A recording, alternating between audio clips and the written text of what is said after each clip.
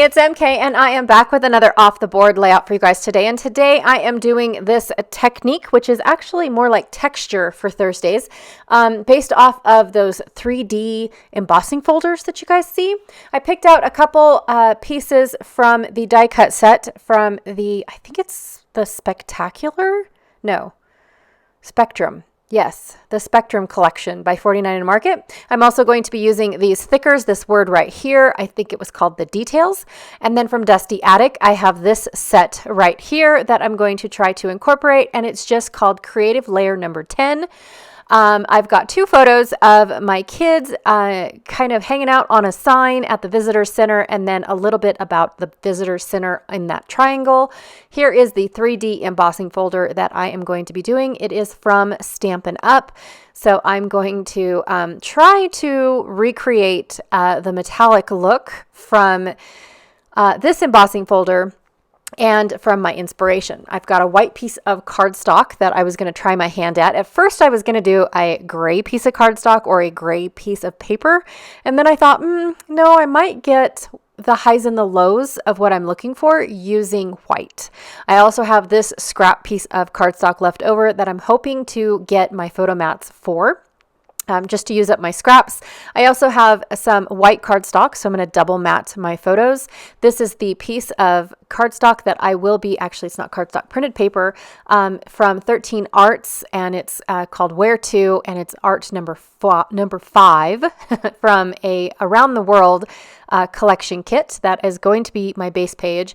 And from Vicky Boutin Fernwood, I have this cool ledger paper, and it's got fern on the back, and I believe it's called, I almost didn't share with you guys what it was, but I believe this one's actually called Fern or Fernwood for this piece of paper. So I am going to try to figure out how to incorporate that piece, but here it is, Vicky Boutin Fernwood, and it's called Fernwood, not just fern. So that's the paper that I'm going to be using, but I think I'm going to cut out just a little bit of a panel to run down the left side of my paper. So I have the photos. I'm going to trim them down so that way I can get a double mat on them without them looking too big. I don't want them to take up too much space. For this triangular plaque, I'm actually going to trim it all the way down to the triangle part.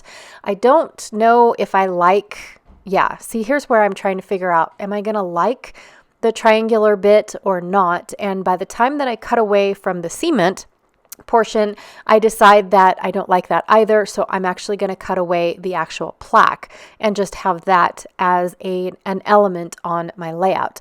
I did it with another photo earlier in the month where I cut out the circular bit of the photo and just kept it as an embellishment rather than as a bit of photo, right? So I'm going to do the same thing with this one here. So I have my kids hanging out on this sign. I thought it was pretty cool of them to do that for me.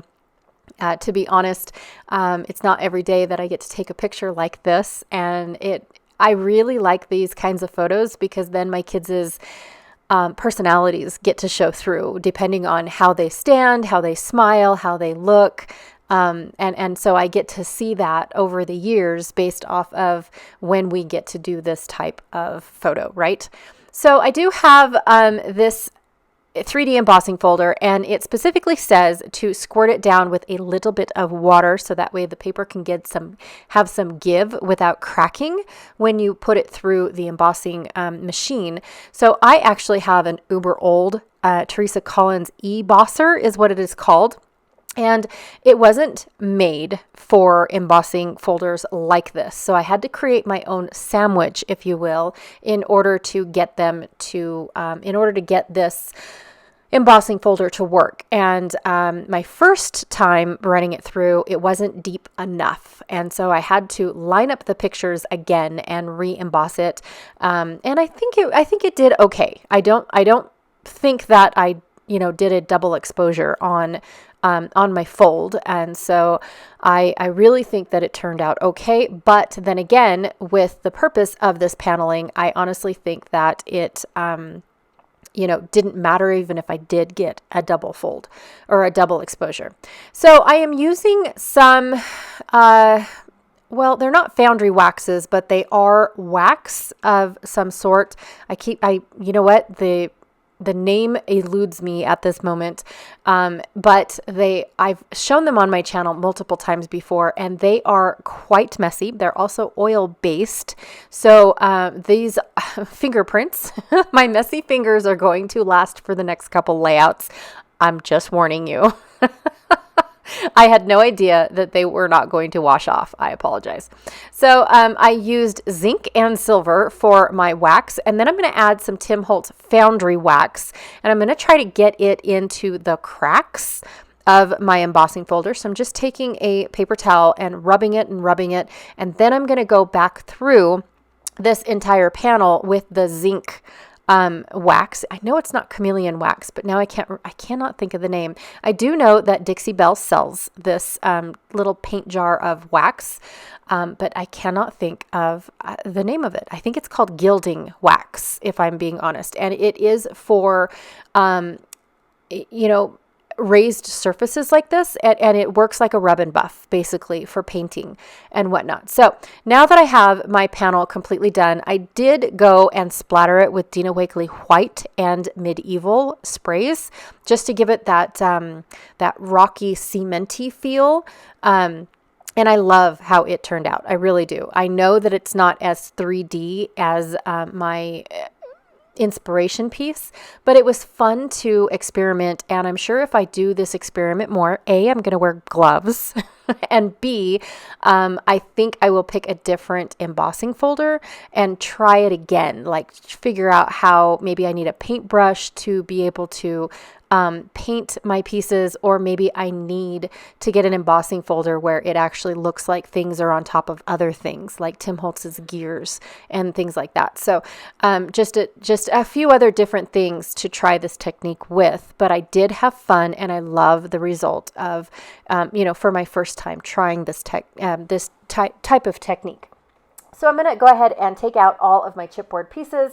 Now that I know where my photos are going to go and everything, I need to color my chipboard pieces. And because there's only two pieces I'm not going to be using, which is this wheat cluster and the country life, I think, or country living little tiny word thing that was in the set, those are the only two pieces that I am not going to be using. I decided to take everything out of the chipboard, packaging. And I'm going to color everything that I'm going to use. So at first I started with the foundry wax and then realized that it needed to be shaken up a lot. Now it says on the bottle to shake until you hear a rattling ball. My son sitting next to me shook this all the way up until I was done painting my what looks like notebook edge. And I went to go and color my barbed wire, and there was still no ball that shook inside that little tub. So I thought, okay, well, it's got to be good enough. And when I started dumping it onto, or painting with it onto these nuts or these screws and I guess they're both screws, it definitely was a lot thicker than when I put it onto my panel, right? And what was really cool is it also says to set them in heat. And so I was setting them with heat, and I showed you guys just a little bit of it. But what was really cool is it almost turned into mercury, and it bubbled up, not like a bubble like I was boiling it, but it liquefied like mercury does. And kind of just made a cool texture on top of my nuts and bolts, they're just screws, sorry, and gave it that 3D look. So I thought, oh, that was really cool. A happy accident, basically, or happy discovery. So I went ahead and just shared with you guys a little bit of me heating the foundry wax from Tim Holtz. So I went ahead and I sprayed my barbed wire because painting it was not happening, and that was in Dilutions Gray. And then I sprayed my chicken wire with Tim Holtz's silver, sterling silver distress spray, and then I took the Medieval spray and colored my gears, and then I splattered them with the I want to say it's Don't Be Swayed by Shimmers, just to give it a little bit of shimmer and also a little bit of rust. But I didn't want to take away from the gray. So I love doing monotone layouts like this every now and then. I do struggle with them, but I like bringing them in. My kids aren't wearing too much of colorful outfits. I've got the one son in the neon yellow shirt or neon green shirt, and my daughter in the purple shirt, but my daughter's purple shirt is very faded. It was very light purple, so I guess it could be mistaken as a gray of some sort. And then I've got my other two in black and gray. And so I just thought that, it was a perfect time to pull out a monochromatic layout. And I kept all of my other pieces within that same monochrome. And I really wanted my panel to stick out as well. So I'm going to go ahead and cut this notebook edge apart so I can use it in two different places. And then I'm basically just going to decorate the rest of the page. Now, this is when we first got to the visitor center, and I saw an opportunity to take like I said, a picture of all of my kids all in one spot, but it's more like a personality picture. I know it's hard to explain, but that's what I like to do when I can get them all together. It seems like when I have them standing next to each other and next to, like, say, the shoe tree or a rock formation or something, I don't get the personality. When they're spread out like this and they are able to do their own thing, I really do get that personality, inspiration that I'm looking for. And I just... It's a rare opportunity, in all honesty. So I'm going to go ahead and just scatter all of these bits and pieces. Now, none of them make any sense. None of them have any business whatsoever being on this type of layout. But really, the sign that they are sitting on is rocky, just like my panel is.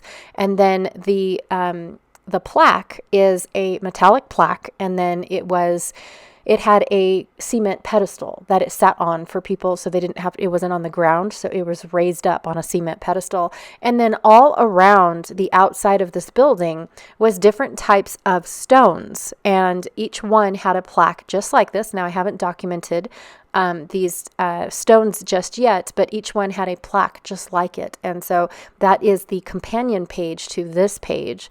And I think it's going to go really well for me to use the rest of that fernwood paper and, of course, more bits and pieces that look like these elements with those stones and their plaques. I just think that it's going to go really well, and then allow the stones to stand out and be seen, right? I probably will do the opposite, though. I will probably have like a blue panel and then a black background, so that way the stones definitely, because I do know one of them is a beautiful onyx stone. Oh my god.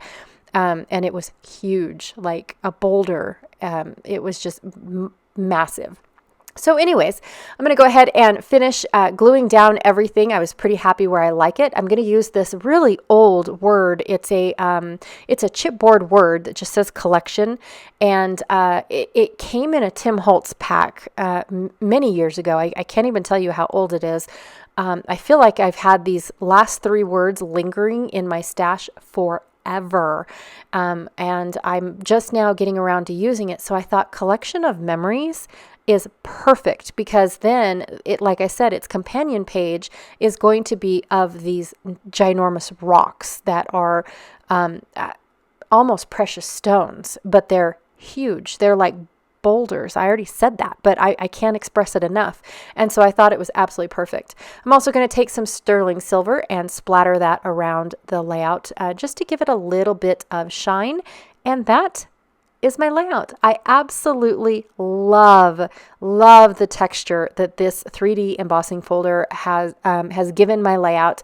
I think it matches the photo of them sitting on the sign very, very well. It definitely leads into what what I want to talk about. Now, the rest of the stuff is just almost like found objects, but it still speaks for the title, like collection of memories. And then once I get the companion page done, it'll make a lot more sense.